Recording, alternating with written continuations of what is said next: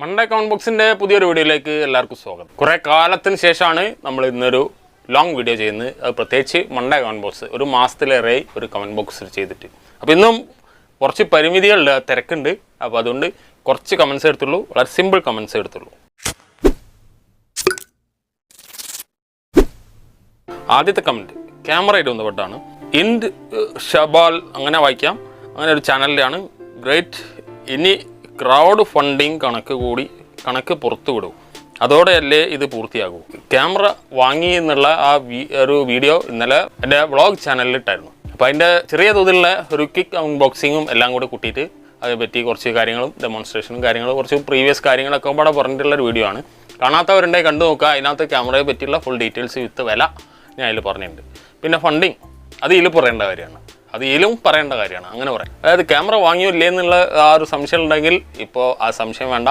ഇപ്പോൾ ഷൂട്ട് ചെയ്യുന്നത് ക്യാമറയിലാണ്, ഫോണിലല്ല. ഫോൺ ഇവിടെ വെച്ചേക്കാണ്. ഫോണിൽ വേറൊരു ആംഗിളായിട്ട് ഇനി മറ്റ് എന്തെങ്കിലും തരം വീഡിയോസ് എടുക്കുമ്പോൾ നമ്മളത് ഉപയോഗിക്കും. അപ്പോൾ ഇത് ക്യാമറയിലാണ്. ആ ഒരു സന്തോഷം എനിക്കുണ്ട്. സാധിക്കുമെന്ന് വിചാരിച്ച കാര്യമില്ല, അപ്പോൾ സാധിച്ചു. നിങ്ങളെല്ലാവരും കൊണ്ട് സഹായം കൊണ്ട് സാധിച്ചു. അപ്പോൾ എത്ര ഫണ്ടിങ്, അതായത് ഇവിടെ ചോദിച്ചു ഞാൻ ക്രൗഡ് ഫണ്ടിങ് കണക്ക് എത്രയാണെന്ന് ചോദിച്ചാൽ, എല്ലാവരും കൂടെ സഹായിച്ചിട്ട് എത്ര രൂപ സംഘടിപ്പിച്ചു എന്ന് ചോദിച്ചാൽ 62,000 രൂപയാണ് എല്ലാവരും കൂടി ചേർന്നിട്ട് എനിക്ക് അക്കൗണ്ടിലെത്തിയത്. പല സോഴ്സിലൂടെയാണ് വന്നത്. ഫേസ്ബുക്കിലൂടെയും ഇൻസ്റ്റാഗ്രാമിലൂടെയും അതേപോലെ തന്നെ യൂട്യൂബിലൂടെയും.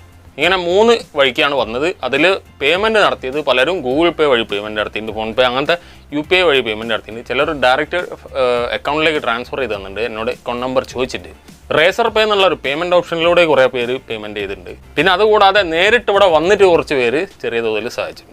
അപ്പോൾ അങ്ങനെയുള്ള എല്ലാം കൂടി കൂട്ടിയിട്ട് 62,000 രൂപ കിട്ടി. അപ്പോൾ നമ്മൾ വാങ്ങിയ ക്യാമറയുടെ വില എന്ന് പറഞ്ഞാൽ 59,500 അതായത് 60,000 രൂപ തന്നെ. അതിനകത്ത് മെമ്മറി കാർഡ് ഒരാൾ സംഭാവന ചെയ്തു, അതായത് ഒരു 64 GB അതാണ് ഇപ്പോൾ ഉപയോഗിക്കുന്നത്. ആ ഡീറ്റെയിൽസ് ഞാൻ ഇവിടെ തരാം.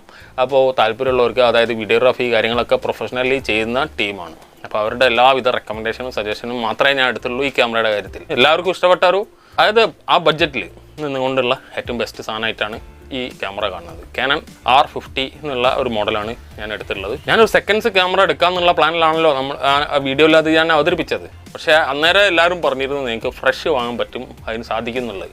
ആ പറഞ്ഞ എല്ലാ വാക്കുകളും സത്യം. പിന്നെ ഇത് ഉപയോഗിച്ച് പഠിക്കണം. ഇപ്പോൾ ഞാൻ എടുക്കുന്നതും കറക്റ്റാണോ അറിയില്ല. എന്നല്ല ആ വീഡിയോയിൽ പറഞ്ഞ് ഞാൻ മാനുവൽ സെറ്റിങ്സിൽ പഠിച്ചുകൊണ്ടിരിക്കുകയാണ്. അപ്പോൾ മാനുവൽ സെറ്റിങ്സിൽ ആണ് ഇപ്പോഴും എടുക്കുന്നത്. പക്ഷേ എന്തെങ്കിലും അപാകതകൾ പോരായ്മകൾ ഉണ്ടെങ്കിൽ എല്ലാവരും അറിയിക്കുക.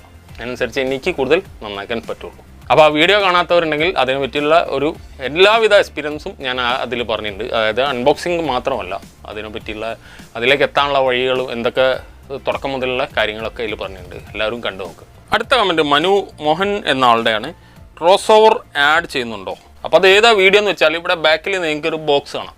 ഒരു 3-way ബോക്സാണ്. ഒരു സിപ്പിൻ്റെ 8-inch വൂഫർ, മിഡ് റേഞ്ച് സിപ്പിൻ്റെ തന്നെ ട്വിറ്റർ. അപ്പോൾ അത് 3 ഉപയോഗിച്ചിട്ടുള്ള 3-way ബോക്സ് ആണ്. അതിൻ്റെ കൂടെ തന്നെ നമുക്ക് സബ്ബൂഫറും കാര്യങ്ങളൊക്കെ ഉണ്ട്. അതിനെ പറ്റിയുള്ള ഒരു വീഡിയോ നമുക്ക് വേറെ ചെയ്യാം. അപ്പോൾ അതിലേക്ക് ക്രോസ് ഓവർ ആഡ് ചെയ്യുന്നുണ്ടോ എന്നാണ് ചോദിച്ചത്. അപ്പോൾ തീർച്ചയായിട്ടും ആഡ് ചെയ്യണം, അല്ലെങ്കിൽ എന്തായാലും അത് ശരിയാവില്ലല്ലോ. ക്രോസ് ഓവർ വരുന്നുണ്ട്. അപ്പോൾ അത് സിപ്പിൻ്റെ തന്നെ, ഇപ്പോൾ ഈ കാണുന്ന എല്ലാം സിപ്പിൻ്റെ ആണ്, എല്ലാ പ്രൊഡക്ട്സും സിപ്പിൻ്റെ ആണ്. അപ്പോൾ അതിലേക്ക് നമുക്ക് സിപ്പിൻ്റെ തന്നെ ഒരു ക്രോസ് ഓവറാണ് ഞാൻ ഉപയോഗിക്കുന്നത്. ഓക്കെ, സിപ്പിൻ്റെ തന്നെ വരുന്ന ടൈപ്പ് ക്രോസ് ഓവറാണ്. ശരിക്കും പണ്ടത്തെ ഒരു വീഡിയോയിൽ ഞാൻ പറയുന്നുണ്ട്, സിപ്പിൻ്റെ ക്രോസ് ഓവർ എടുത്തിട്ട് സ്വീറ്റനിലോ അതേപോലെ ബോൾട്ടണിലോ ഇനി വേറെ ഏതെങ്കിലും മോഡൽ അതിലേക്ക് ആഡ് ചെയ്യാതിരിക്കുക. ഏറ്റവും ബെസ്റ്റ് ഒരു ബ്രാൻഡിൻ്റെ സാധനം ആ ബ്രാൻഡിന് വേണ്ടി തന്നെ ഉപയോഗിക്കുക. ഇതിന് പകരം മറ്റൊന്ന് ഉപയോഗിക്കുകയാണെങ്കിൽ കുഴപ്പം വരും. അപ്പോൾ അതിന് ഏറ്റവും ബെസ്റ്റ് ഓപ്ഷൻ എന്താണെന്ന് വെച്ചാൽ സർക്യൂട്ട്, അതായത് ക്രോസ് ഓവർ നിങ്ങൾ സ്വന്തമായിട്ട് ഡിസൈൻ ചെയ്യാം. ആ വൂഫറിൻ്റെ പാരാമീറ്റേഴ്സ് അനുസരിച്ചിട്ട് ക്രോസ് ഓവർ കാൽക്കുലേറ്റ് ചെയ്തിട്ട് അതിന് വേണ്ട കോയിൽ, കപ്പാസിറ്റേഴ്സ്, റെസിസ്റ്റേഴ്സ് എന്തൊക്കെയാണ് വേണ്ടത് വെച്ചാൽ അതെല്ലാം സ്വന്തമായിട്ട് കാൽക്കുലേറ്റ് ചെയ്ത് ഉപയോഗിച്ചാൽ കറക്റ്റ് ആവും. അപ്പോൾ അത് ഇതിൻ്റെ കൂടെ പറഞ്ഞത് എന്താ വെച്ചാൽ ക്രോസ് ഓവർ ഉപയോഗിക്കുന്നുണ്ടോ എന്ന് ചോദിച്ചതിൻ്റെ കൂടെ അത് പറഞ്ഞതാണ്. കാരണം അത് ആ ഒരു ആവശ്യത്തോട് കൂടിയാണ് ചോദിച്ചത്. ക്രോസ് ഓവറിനെ പറ്റി അറിയാൻ താല്പര്യം ഉണ്ടാവുമല്ലോ, അപ്പോൾ അതുകൊണ്ടാണല്ലോ ചോദിച്ചത്. അങ്ങനെ ഉപയോഗിക്കുക ക്രോസ് ഓവർ. അല്ലാതെ ക്രോസ് ഓവർ ഉപയോഗിക്കുന്നത് കുറച്ച് പ്രശ്നം ഉണ്ടാക്കാൻ സാധ്യതയുണ്ട്. നമുക്ക് നല്ല ക്ലിയർ ആയിട്ടുള്ള നല്ല ഡീറ്റെയിൽ ഓഡിയോ കിട്ടാൻ പ്രയാസമായിരിക്കും. അടുത്ത കമൻറ്റ് അലങ്കാർ ഗിഫ്റ്റ്സ് എന്ന ചാനലിലാണ്. 30 to 40 ഇയർ മുൻപേ ജപ്പാനിൽ വീടുകളിൽ ഉണ്ടായിരുന്ന ആംപ്ലിഫയർ പോലും നമ്മുടെ ഇപ്പോഴത്തെ ഈ ആംപ്ലിഫയറിനേക്കാൾ മികച്ച ഫിറ്റിങ്ങും സ്റ്റാൻഡേർഡ് ക്വാളിറ്റിയും ഉണ്ടായിരുന്നു. 30-40 ഇയറിന് ഇപ്പുറം പോലും നമുക്ക് ആ ഒരു നിലവാരത്തിൽ എത്താൻ പറ്റാത്തത് എന്തുകൊണ്ട്? കുറച്ച് കുഴപ്പമാണ്. അതിൻ്റെ ഉത്തരം പറയാമെന്ന് പറഞ്ഞാൽ, അതായത് ഇപ്പോൾ നമ്മുടെ നാട്ടിൽ ഏറ്റവും കൂടുതൽ ആളുകൾക്ക് കുറഞ്ഞ ചിലവിൽ കൂടിയ പെർഫോമൻസ് ആണ് ആവശ്യം. ഇതൊരു പരമ സത്യമാണ്. എൻ്റെ എക്സ്പീരിയൻസിൽ ഞാൻ പറയുന്ന സത്യം. അത് ജി സ്റ്റാറിൻ്റെ ഒരു ആമ്പാണ് ചെയ്യുന്നത്. ജി സ്റ്റാറിൻ്റെ 2.1 കിറ്റ് വെച്ചിട്ടുള്ള ആമ്പാണ് ചെയ്യുന്നത്. അതിൽ ആ ക്യാബിനറ്റും ആക്സറീസും റിമോട്ട് കിറ്റും കൂടി എത്രയാവും? 4 റുപ്യൻ്റെ അടുത്ത് ചിലവ് വന്നു. ആ വീഡിയോയുടെ അടിയിൽ വന്ന കമൻ്റാണ് 2500 രൂപയ്ക്ക് ഇതേപോലൊരു ആമ്പ് ചെയ്തു തരും. എങ്ങനെ നമ്മൾ നിലവാരം കൊണ്ടുവരും? ഒരു കാര്യം അതാണ്. അപ്പോൾ ജപ്പാനിൽ പറഞ്ഞ കമൻറ്റിൽ പറഞ്ഞ ആൾ കണ്ടത് ക്വാളിറ്റി ഉള്ള ഒരു സാധനമായിരിക്കും. അതിനകത്ത് നല്ല നിലവാരമുള്ള ആംപ്ലിഫയർ, അതിൻ്റെ ഫിറ്റിങ്സ്, ആക്സറീസ് ഒക്കെ നല്ല നിലവാരത്തിൽ കണ്ടു എന്ന് പറയുമ്പോൾ അത് വില കുറവ് കിട്ടുമോ? അത്ര ചീപ്പ് റേറ്റ് ആയിരിക്കുമോ? പക്ഷേ ആ ഒരു നിലവാരത്തിലുള്ള നല്ല ക്വാളിറ്റി സാധനം നമ്മുടെ നാട്ടിൽ സെയിലാവില്ല. അതുകൊണ്ട് തന്നെ അങ്ങനത്തെ ഒരു സാധനം ഇവിടെ കിട്ടാൻ വളരെ പ്രയാസമാണ്. അപ്പം നമ്മൾ തന്നെ നമുക്ക് വേണ്ട ടൈപ്പ് സാധനം ഉണ്ടാക്കിയെടുക്കണം. ഒരു കസ്റ്റമർ നല്ല രീതിയിൽ ആവശ്യപ്പെട്ടു, അതായത് ആ തരത്തിലുള്ള ഒരു സാധനം വേണമെന്നുണ്ടെങ്കിൽ അയാളൊരു ഡെമോ കാണിച്ചു, വേറൊരു ആമ്പിൻ്റെ മോഡൽ കാണിച്ചു, ഇതുപോലെ തന്നെ ഉണ്ടാക്കിയെടുക്കാൻ പറ്റുമോ വെച്ചു. അപ്പോൾ ഞാൻ അതിന് വേണ്ടി മെനക്കെട്ട് സെർച്ച് ചെയ്തു. അപ്പോൾ അങ്ങനെ ചെയ്തു തരാൻ കുറച്ച് പേര് തയ്യാറായി. അപ്പോൾ അങ്ങനെ അതിൻ്റെ ഒരു അപ്പിയറൻസ് അങ്ങനെ നല്ലൊരു സ്റ്റാൻഡേർഡ് ക്ലാസ് ക്വാളിറ്റിയിൽ കിട്ടി. അത് ചെയ്തപ്പോൾ നല്ല സക്സസ് ആണ്. അപ്പോൾ അങ്ങനെ ചെയ്യാൻ എല്ലാവരും തയ്യാറാകുമ്പോൾ നമ്മുടെ മാർക്കറ്റിൽ അങ്ങനത്തെ സാധനങ്ങൾ വരാൻ തുടങ്ങും. നമ്മൾ മാർക്കറ്റിൽ അങ്ങനത്തെ സാധനങ്ങൾ വരാൻ തുടങ്ങുമ്പോൾ നമ്മൾ ഉപയോഗിക്കുന്ന എല്ലാ സാധനങ്ങൾക്കും നിലവാരങ്ങൾ കൂടും. നമ്മുടെ മാർക്കറ്റിൽ നല്ലൊരു റിച്ച് മാർക്കറ്റിലാണ് നമ്മൾ ജീവിക്കുന്നത്. നല്ല റിച്ച് സാധനങ്ങൾ കിട്ടുന്ന, നല്ല കൂടിയ സാധനങ്ങൾ, നല്ല ക്വാളിറ്റി സാധനങ്ങൾ ഞാൻ ഉദ്ദേശിച്ചത്. ഞാൻ പണക്കാരെ മാത്രമല്ല ഉദ്ദേശിച്ച്, നല്ല ക്വാളിറ്റി സാധനങ്ങൾ കിട്ടുന്ന ഒരു ഏരിയയിലാണ് നമ്മൾ ജീവിക്കുന്നത്. നമ്മൾ നല്ല ക്വാളിറ്റിയിലാണ് ജീവിക്കുന്നത്, അതായത് നല്ലൊരു ലൈഫ് സ്റ്റൈലാണ് നമ്മൾ ജീവിക്കുന്നത്. നമുക്ക് അത്യാവശ്യം കാര്യങ്ങൾ നടത്താനുള്ള പൈസയൊക്കെ കിട്ടുന്നുണ്ടെന്നുണ്ടെങ്കിൽ, ഈ നല്ല ക്വാളിറ്റി സാധനങ്ങൾ വാങ്ങാൻ തുടങ്ങുന്നു എന്നുണ്ടെങ്കിൽ മാർക്കറ്റിലുള്ള സാധനങ്ങൾ നന്നാവും, നമുക്ക് നിലവാരമുള്ള സാധനങ്ങൾ ഉപയോഗിക്കാൻ പറ്റും എന്നാണ് എൻ്റെ അഭിപ്രായം. ഞാൻ ആരെയും വിലയിരുത്തല്ല.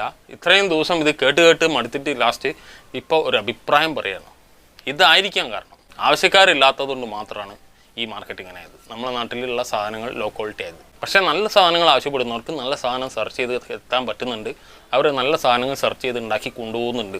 ഇനിയിപ്പോൾ ഏതൊരു ടൈപ്പ് ആമ്പ് ചെയ്യുകയാണെങ്കിലും അവിടെ ഒരു റെഗുലേറ്റഡ് വർക്കാണ് ഞാൻ ചെയ്യുന്നത്. ഒരു 2.1 ആമ്പ് ചെയ്യാൻ ഒരു ഹെവി ടൈപ്പ് നല്ല ഡീറ്റെയിൽഡ് ആയിട്ടുള്ള നല്ല ക്വാളിറ്റി സൗണ്ട് കിട്ടുന്നതെന്ന് ഉണ്ടാക്കാൻ ഓർഡർ കിട്ടിയാൽ മൊത്തം ചിലവ് ഒരു 30,000 രൂപ എന്ന് വിചാരിക്കുക. ആ കസ്റ്റമർ ഉടനെ ചോദിക്കുന്നത് എത്ര വേണോ, കുറച്ചൊന്ന് കുറയ്ക്കാൻ എന്താ ഒരു വഴി എന്നാണ് ചോദിക്കുന്നത്. അപ്പോൾ നമ്മൾ എന്ത് കുറയ്ക്കുന്നത്? നമ്മളെ പണിക്കൂലി കിട്ടാൻ വേണ്ടിയിട്ട് നമ്മൾ ഏതെങ്കിലും ഒരു പാർട്ട് ക്വാളിറ്റി കുറയ്ക്കും, അല്ലെങ്കിൽ വില കുറയ്ക്കും. വില കുറയ്ക്കുക മീൻസ് ക്വാളിറ്റി കുറയ്ക്കുക, അല്ലെങ്കിൽ വാട്ട്സ് കുറയ്ക്കുക, പവർ കുറയ്ക്കുക, അങ്ങനെ ഏതെങ്കിലും രീതിയിൽ അത് കുറയ്ക്കും. നിലവാരം പോയി. ഇതെൻ്റെ ഒരു അഭിപ്രായമാണ്. ഈ അഭിപ്രായം യോജിക്കുന്നവരുണ്ടെങ്കിൽ യോജിക്കാം, അല്ലാത്തവർക്ക് തിരിച്ച് അഭിപ്രായങ്ങൾ പറയാം. അപ്പോൾ ഇത് ജസ്റ്റ് ഒരു അഭിപ്രായം. ഇത് കുറേ ആയിട്ട് പറയണമെന്ന് വിചാരിച്ചൊരു അഭിപ്രായമാണ് ഇപ്പോഴാണ് പറയാൻ സാധിച്ചത്. ആരും തെറ്റായി ധരിക്കാതിരിക്കുക. അടുത്ത കമൻറ്റ് RU4 എന്ന ചാനലിൻ്റെയാണ്. വീട്ടിൽ സബ്വൂഫർ ബോക്സ് വെക്കുമ്പോൾ റൂമിൻ്റെ എവിടെയാണ് വെക്കേണ്ടത്? വീട്ടിൽ സബ്വൂഫർ ബോക്സ് വെക്കുമ്പോൾ ശ്രദ്ധിക്കേണ്ട ചില കാര്യങ്ങളുണ്ട്. ഒന്ന്, നമ്മൾ ഉയരം കൂടിയ സ്ഥലത്ത് വെക്കാതിരിക്കുക. റാക്കിൻ്റെ മുകളിൽ വെച്ചിട്ട് വർക്കിംഗ് ഇല്ല എന്ന് പറയുന്ന ആളുകളുണ്ട്. ചിലർക്ക് ഏതെങ്കിലും സെൻറ്റർ ഭാഗത്തോ അല്ലെങ്കിൽ എവിടെയെങ്കിലും ഒന്ന് വെച്ചിട്ട് ടേബിളിൻ്റെ മുകളിലേക്ക് വെച്ചിട്ട് വർക്കിംഗ് ഇല്ല എന്ന് പറയുന്നുണ്ട്. അപ്പോൾ ഈ സബ്വൂഫർ വർക്ക് ചെയ്യുമ്പോൾ അതിൻ്റെ ആ ഒരു സൗണ്ട് നമ്മൾ കേൾക്കുന്ന സ്ഥലത്തിന് ഒരു സ്വീറ്റ് സ്പോട്ട് എന്ന് പറയാം. അപ്പോൾ ഈ സ്വീറ്റ് സ്പോട്ട് കണ്ടെത്താനുള്ള ഒരു സബ്വൂഫർ ക്രോൾ എന്ന് പറഞ്ഞൊരു വീഡിയോ ഇതിന് മുമ്പ് വളരെ കാലം മുമ്പ് ചെയ്തതാണ്.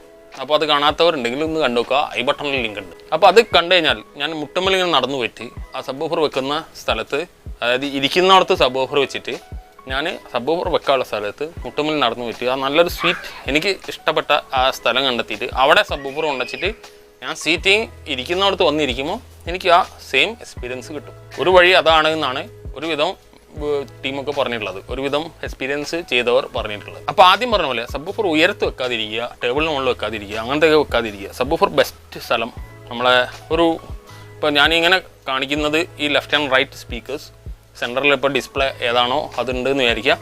അതിൻ്റെ ഈ ഒരു ഏരിയ ബെസ്റ്റാണ്. ഒരിക്കലും നമ്മളിപ്പോൾ ഒരു 12 ഇഞ്ച് സബ്വൂഫർ ആണെന്ന് വിചാരിക്കുക. ഇപ്പോൾ 12 ഇഞ്ച് സബ്വൂഫർ ഇവിടെ ഉണ്ട്, നിങ്ങൾ കാണുന്നുണ്ടോ അറിയില്ല. ആ 12 ഇഞ്ച് സബ്വൂഫർ ആണെങ്കിൽ ഒരു 12 ഇഞ്ച് തന്നെ ആ ഡയഫ്രത്തിൻ്റെ സ്പീക്കർ കോണിൻ്റെ ആ ഒരു ഏരിയ തന്നെ ചുമരിന്ന് നമ്മൾ വോളിൽ നിന്ന് വിട്ട് വെക്കുക. 2 കോർണറിലാണ് വെക്കുന്നെങ്കിൽ 2 കോർണറും തമ്മിൽ അത് വിട്ട് വെക്കുക. അങ്ങനെ ഒന്ന് വെച്ച് നോക്കുക. അതേപോലെ ഈ പറഞ്ഞ സബ്വൂഫർ ക്രോൾ ഒന്ന് ടെസ്റ്റ് ചെയ്യുക. പിന്നെ എല്ലാ സ്ഥലത്തും വെച്ചാൽ നല്ല എഫക്റ്റ് കിട്ടില്ല. അടുത്ത കമൻറ്റ് വിജയ് കൃഷ്ണൻ എന്നുള്ളതാണ്. ഹലോ ബ്രദർ, 12 വോൾട്ട് 7H ബാറ്ററിയിൽ നിന്നും 12 വോൾട്ട് 5 ആംപ്സ് സപ്ലൈ കിട്ടുവാൻ എന്താ ചെയ്യുക? ഇത് 12 വോൾട്ട് ബാറ്ററിയാണ്. അപ്പോൾ ഈ ബാറ്ററിയിൽ നിന്ന് എനിക്ക് 5 ആംപിയർ ആണ് ആവശ്യമെങ്കിൽ ഞാനത് സെപ്പറേറ്റ് 5 ആംപിയർ ആക്കി കൊടുക്കേണ്ട ആവശ്യമില്ല. ആ 5 ആംപിയർ സക്ക് ചെയ്യുന്ന ഡ്രെയിൻ ചെയ്യുന്ന ആ ഡിവൈസ് അതിന് 5 ആംപിയർ എടുക്കുള്ളൂ. അതിന് അതിൻ്റെ അകത്ത് നിന്ന് 7 ആംപിയർ കയറി ഇത് ബേണായി പോവുക ഹീറ്റായി പോകുന്നില്ല. ഇവിടെ അത് ആംബിയർ കയറപ്പെളച്ചാൽ ഇവിടെ ഔട്ട്പുട്ട് ഈ ലോഡിൽ എന്തെങ്കിലും തരം ഷോർട്ട് സംഭവിക്കുമോ ഈ ആംബിയർ മൊത്തം കയറി തള്ളിയാണ്ട് വരും. അപ്പോൾ അവിടെ ബാക്കിയുള്ള എല്ലാ ഏരിയയിലും ആ റണ്ണിങ്ങിലുള്ള എല്ലാ ഏരിയയിലുള്ള എല്ലാ പാർട്സും അല്ലെങ്കിൽ ആ സർക്യൂട്ട് മൊത്തം കത്തിപ്പോകും. ഒരു 12 വോൾട്ട് 7H അല്ല 30H എത്ര H ആയാലും ശരി 100H ബാറ്ററി ആയാലും ശരി അതിനകത്ത് നമുക്ക് ഒരു LED കത്തിക്കാം. ആ LEDക്ക് ആവശ്യമുള്ള പവർ മാത്രമേ അതായത് ആംബിയർ മാത്രമേ അത് ഡ്രെയിൻ ചെയ്യുള്ളൂ.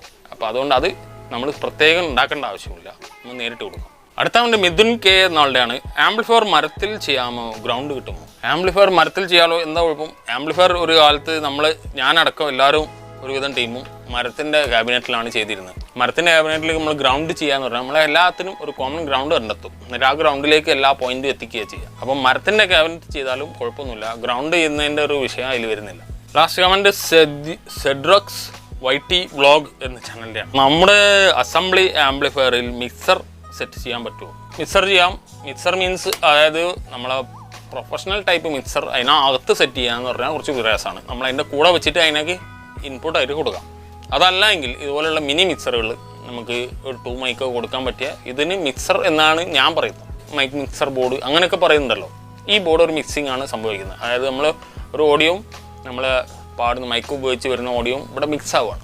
അപ്പോൾ അതിന് ഫ്രണ്ട് പാനലിൽ നമുക്ക് ആ മിക്സറിന് കൂടി കൺട്രോൾ ചെയ്യാൻ പറ്റിയ രൂപത്തിലോ മറ്റോ നമ്മൾ എക്സ്ട്രാ ചെയ്യേണ്ടി വരും. അതായത് ആ പാനൽ അസംബിൾ ചെയ്യുമ്പോൾ തന്നെ അതൊക്കെ മുൻകൂട്ടി കണ്ട് ചെയ്യണം. നമ്മൾ മിക്സറിൻ്റെ ഔട്ട്പുട്ട് ആമ്പിൽ കയറ്റാൻ പറ്റിയ തരത്തിൽ നമ്മൾ എക്സ്റ്റേണൽ ഒരു ഡയറക്റ്റ് പവറിലേക്ക് ഒരു ഇൻപുട്ട് കാണുക, അതിനൊരു സ്വിച്ചിങ് കൊടുക്കുക. നമ്മൾ മിക്സറിലേക്ക് നമ്മൾ എന്തൊക്കെയാണ് ഇൻപുട്ട് കൊടുക്കുന്നത് അതൊക്കെ മിക്സ് ചെയ്തതിന് ശേഷം ഔട്ട്പുട്ട് പവറിലേക്ക് കയറും. നമ്മൾ ടോണിൻ്റെ ആവശ്യമില്ല, നമ്മൾ മിക്സറിൽ എല്ലാവിധ ടോണും സെറ്റ് ചെയ്ത് കഴിഞ്ഞാൽ നേരെ പവർ കിട്ടിയാൽ മതി. അപ്പോൾ പവർ ഡയറക്റ്റ് കണക്ട് ചെയ്യാൻ പറ്റിയ തരത്തിൽ സ്വിച്ചിങ് ചെയ്തിട്ട് ഉപയോഗിക്കാം. അങ്ങനെ മിക്സർ ഉപയോഗിക്കാം. അതല്ല ഇതുപോലെ മിനി മിക്സർ മൈക്ക് മിക്സർ ഏതെങ്കിലും വാങ്ങി ഉപയോഗിക്കാം. ബാക്കി ഏതെങ്കിലും ഓപ്ഷൻ സെലക്ട് ചെയ്യാം. ഇന്നത്തെ മൺഡേ കമൻറ്റ് ബോക്സിൽ കുറഞ്ഞ കമൻസ് എടുത്തുള്ളൂ പറഞ്ഞല്ലോ. അപ്പോൾ അടുത്ത പ്രാവശ്യത്തേക്ക് കുറച്ച് കൂടുതൽ എടുക്കാം. കാരണം ഏറ്റവും കൂടുതൽ ക്യാമറയിലും ക്യാമറയുടെ മറ്റൊക്കെ റിവ്യൂസിലൊക്കെ വന്ന കമൻസ് മാത്രമേ ഉള്ളൂ. അപ്പോൾ ടെക് കമൻസ് കുറച്ച് പഴയതാണ്. അപ്പോൾ പിന്നെ അത് കുറച്ച് സമയം എടുത്തിട്ട് വേണം അതിൻ്റെ ആൻസർക്ക് റെഡിയാക്കാൻ. അപ്പോൾ ആ ടൈം കുറവായതുകൊണ്ട് ഇപ്പോൾ വർക്ക് കുറച്ച് അധികം വന്നതുകൊണ്ട് കുറച്ചതാണ്. അപ്പോൾ അടുത്ത പ്രാവശ്യത്തേക്ക് മാക്സിമം ശരിയാക്കാം. ക്യാമറയുടെ കാര്യങ്ങൾ റിവ്യൂസ് കാണാത്തവരുണ്ടെങ്കിൽ തീർച്ചയായിട്ടും പോയിട്ട് കാണുക. വ്ളോഗ് ചാനലിലാണ് ഇട്ടുള്ളത്. ആഷ്ലിൻ വ്ളോഗ്സ് എന്നാണ് ചാനലിൻ്റെ പേര്. അപ്പോൾ സബ്സ്ക്രൈബ് ചെയ്യാത്തവരുണ്ടെങ്കിൽ ഒന്ന് സബ്സ്ക്രൈബ് ചെയ്യാം. അപ്പോൾ ഇന്നത്തെ മൺഡേ കമൻറ്റ് ബോക്സ് വീഡിയോ ഇഷ്ടപ്പെട്ടാൽ തീർച്ചയായിട്ടും ലൈക്ക് ചെയ്യുക. സബ്സ്ക്രൈബ് ചെയ്യാത്തവർ സബ്സ്ക്രൈബ് ചെയ്യാം. അടുത്ത വീഡിയോയിലാണ്.